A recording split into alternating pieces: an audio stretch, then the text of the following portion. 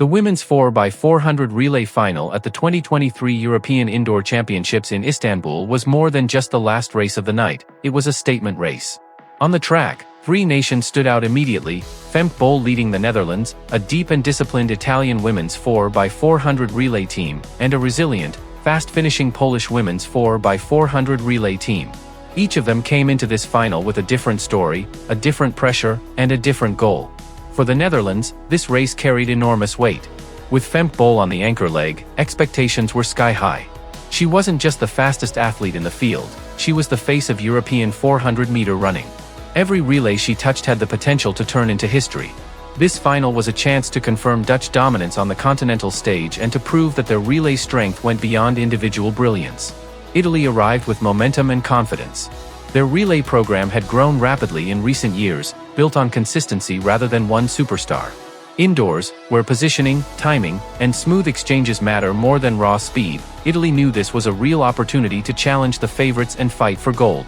Poland, traditionally one of Europe's strongest relay nations, came into the race with something to defend: reputation. Polish 4x400 teams are known for toughness, smart race management, and fearless final legs. Even without the loudest hype, they were never a team anyone could afford to underestimate. This final mattered because it wasn't just about medals. It was about hierarchy in European women's 400-meter running. It was about proving which system works best under pressure: star power, collective depth, or relay tradition. Indoors, with no room for error, every baton exchange and every tactical decision could decide the championship. As the athletes settled into their lanes and the crowd in Istanbul grew louder, the stage was set for a race where patience, positioning, and nerve would matter just as much as speed, and where the real drama was only beginning. At the center of this relay final stood one unmistakable figure: Femke Bol. But what made this race truly compelling wasn't just her presence, it was the tension created by the athletes chasing her, and the rivalry that had been quietly building long before the baton ever reached the anchor leg. Femke Bol entered the race with a reputation that changed how everyone else ran. When she is on the track, strategy shifts. Rivals don't just race their own splits, they race time, knowing that if Bol receives the baton within reach, the outcome can flip in seconds. That pressure alone reshapes a relay. Italy and Poland approached this final with very different mindsets, but both were fully aware of the same truth: the race had to be decided before Bol got the baton. Italy's strength was structure. Their runners were drilled, disciplined, and remarkably consistent. Instead of reacting to Bol, they aimed to control the early legs: clean exchanges, strong positioning, no wasted meters. Their rivalry with the Netherlands wasn't personal, but tactical. Italy knew that the only way to beat a superstar anchor was to deny her a comeback scenario altogether. Poland, on the other hand, leaned into experience and grit. Polish relay teams are built on survival under pressure. Their runners don't panic when the pace surges. Instead, they absorb it. Against Femke Bol, Poland's goal was endurance: stay close, stay composed, and force the anchor leg into a raw, physical fight rather than a clean chase. For Femke Bol, this rivalry played into her greatest strength: chaos under control. She thrives when the race is still undecided. Her running style, long, aggressive strides paired with relentless acceleration, is designed for moments when others tighten up. The closer the margin, the more dangerous she becomes. What makes this rivalry special is that it isn't built on trash talk or headlines. It's built on respect and inevitability. Italy and Poland know Bol is coming. Bol knows they will try to run away from her before the final exchange. Every time they meet, the same question hangs in the air: can teamwork outrun brilliance, or will brilliance always find a way? As the race unfolds and the baton moves closer to the anchor leg, that question grows louder. From the very first gun, the race immediately showed that this would not be a controlled, comfortable final. It was tense, fast, and constantly shifting. The opening leg set the tone. Italy went out assertively, not recklessly, but with intent. Their first runner pushed the pace early, aiming to establish position before the break. Poland stayed composed just behind, running economically and refusing to be dragged into an early sprint. The Netherlands, meanwhile, looked patient. They didn't panic about position. The plan was clearly to keep contact and trust what was coming later. On the second leg, the race tightened. Italy's clean exchanges paid off, allowing them to maintain a slight advantage. Poland responded with a strong backstretch surge, briefly pulling level and reminding everyone that they were very much in this fight. The Netherlands remained just a step behind, close enough to strike, but not yet revealing their hand. By the third leg, pressure began to show. Italy still led, but the gap was fragile. Poland's runner attacked the final curve aggressively, cutting into the lead and forcing Italy to respond. This was the moment where the stadium noise grew, because everyone knew what was about to happen next. Then came the final exchange. The Netherlands handed the baton to Femke Bol, and the race instantly changed character. Bol didn't explode out of the exchange. Instead, she accelerated smoothly, almost deceptively calm, letting her stride open naturally down the backstretch. Ahead of her, Italy still held the lead, but you could feel it shrinking with every step. Poland fought to stay attached, but the momentum was shifting. Midway through the final lap, Bol began to reel them in. Her cadence stayed relaxed while others visibly tightened. On the final bend, she made the decisive move, sweeping past Poland first, then drawing level with Italy just as they entered the home straight. The finish was pure authority. Bol powered away in the final meters, separating herself with each stride and turning a close relay into a clear Dutch victory. Italy held on bravely for silver, their early control earning them a deserved medal. Poland crossed the line just behind, exhausted but unbroken after an all-out fight. It wasn't just the speed that made this final unforgettable, it was the contrast. Collective effort versus individual brilliance. Control versus inevitability. The kind of race where the result feels earned by everyone involved, but defined by one decisive moment. And as the crowd erupted and Femke Bol crossed the line, the message was clear: this wasn't just a relay win, it was another chapter in a rivalry that would continue to shape European 400-meter racing long after Istanbul.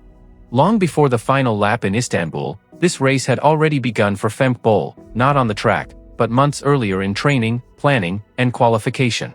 For Femke, reaching the 2023 European Indoor Championships was not automatic, despite her star status.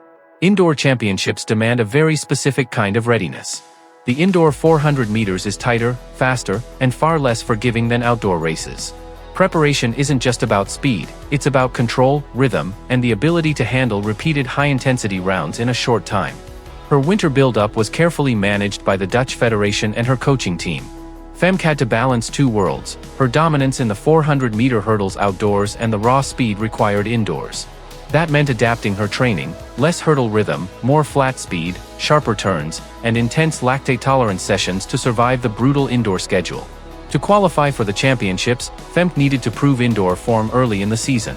She did that through controlled indoor races, showing not just winning ability, but consistency. The Dutch team selectors weren't only looking at times, they were evaluating whether she could anchor a relay under pressure after already racing individually. Femke didn't just meet the standard, she made herself indispensable. What made this championship especially demanding was the workload. Femke wasn't preparing for just one race. She was expected to compete in individual events and deliver on the relay, often with minimal recovery. That required a different mental approach. She trained to finish sessions exhausted, simulating the feeling of receiving the baton after multiple rounds, when legs are heavy and decisions must be instinctive. Mentally, this championship was about responsibility. By 2023, Femke Bol wasn't just another athlete on the team, she was the closer, the finisher, the one expected to fix whatever came before her. That pressure shaped her preparation. She focused heavily on confidence under chaos, practicing late race surges, running from disadvantaged positions, and finishing strong when others fade. By the time she arrived in Istanbul, Femke wasn't chasing form, she had already built it. The goal wasn't to surprise anyone. The goal was to deliver exactly when it mattered most. And when the baton finally reached her hands in the relay final, it was clear that this moment hadn't been improvised. It had been engineered, step by step, long before the crowd ever rose to its feet. When the race reached its decisive phase, everything came down to execution under pressure, and that's where the difference between contenders and champions became visible. As the final leg unfolded, Femke Bol received the baton with the Netherlands not comfortably ahead, but close enough that one mistake could have changed everything. Italy and Poland were both still very much in the fight.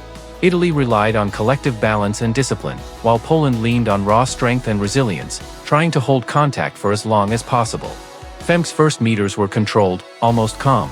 She didn't panic, didn't rush the break. Instead, she assessed the field, a hallmark of her racing intelligence. Coming into the first bend, Italy was still visible on her shoulder, Poland just behind, but that's where the race began to tilt. Femke started to apply pressure gradually, increasing cadence without breaking form. No dramatic surge, just relentless acceleration. Midway through the lap, the gap began to open. Italy fought bravely, their anchor refusing to let go, but the rhythm difference was clear. Femke's stride stayed long and efficient, while her competitors were already tightening up. Poland, having spent energy earlier in the race, began to fade slightly, losing critical meters on the back straight. The final bend sealed it. Femke attacked the curve with confidence, running lines that only an elite indoor specialist can manage. By the time she entered the home straight, the outcome was no longer in doubt. What followed wasn't just a finish, it was a statement. She powered through the line, extending the lead and turning a competitive race into a decisive victory for the Netherlands. Italy secured silver through composure and teamwork, proving their depth and tactical discipline. Poland claimed bronze, a result built on toughness and experience, even if they lacked the final kick to challenge for more. Each team delivered within its identity, but only one had a finisher capable of changing the race entirely. This final wasn't won in the last 50 meters alone. It was won through preparation, confidence, and the ability to execute when expectations are highest. Femke Bol didn't just anchor a relay, she controlled the narrative of the race. And as the crowd reacted and the medals were decided, one thing became clear: this performance wasn't an isolated moment. It was part of a larger trajectory, one that would continue to shape relay racing in Europe and beyond.